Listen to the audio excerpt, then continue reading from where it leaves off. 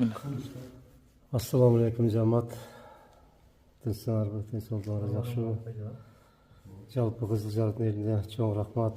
Бардыгы жакшы, жашнамасына, картасына чейин чоң жардам көрсөтүшүп, анча эле акча чогулушуп коюптур. 1.500.000 деп атат. Дагы ынтымактуу болуп, дагы кичине аракет кылсак, ошо 700.000 жаап койсок, ошо полностью бүтө тургандай болуп атат да.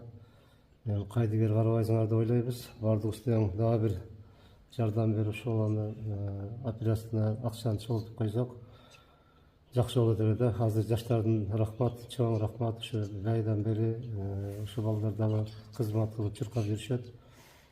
Ушулардын Кудай тааланын ишине ийгилиги болсун.